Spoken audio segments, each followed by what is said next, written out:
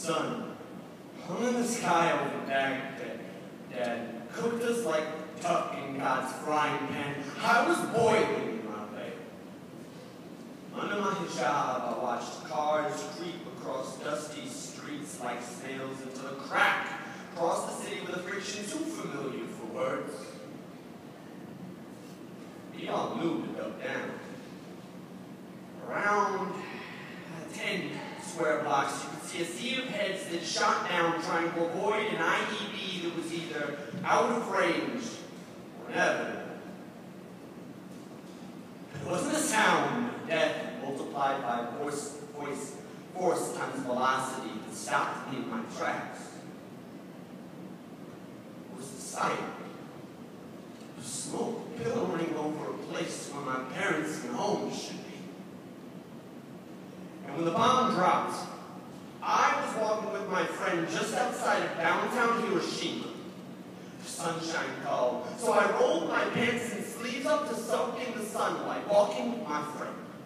By the time we heard the sight and sound of that B-29 bomber in the sky, it was already too late. In 2 seconds, we were engulfed in the wrath of a day of God. The ground shook, my ears rang, everything was burned.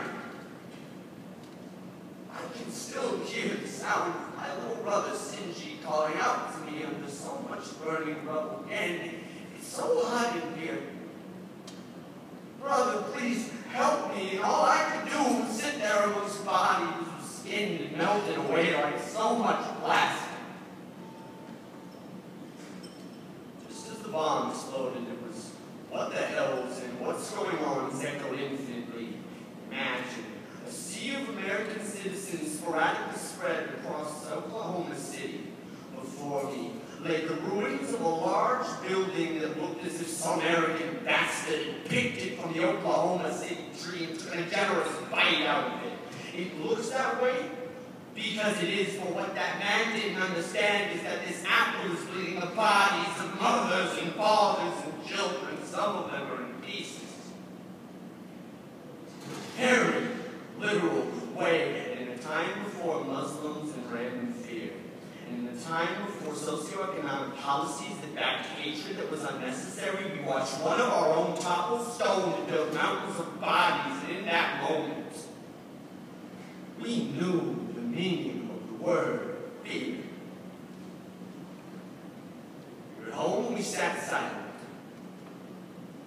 These bombs went off before I was even a twinkle in mother's eye. We cheered and waved flags for Japanese children as they melted in the dust. We waved flags for fighter jets, leaving Iraqi children orphaned. When one of ours turned home into a tree trunk yelling timber, we grieved, spoke no more.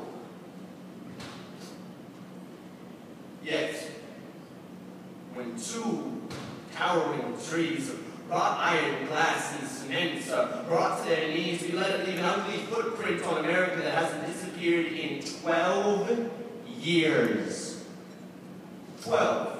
As in 1/3 the amount of civilians killed by drones in the East for one terrorist caught in the crossfire.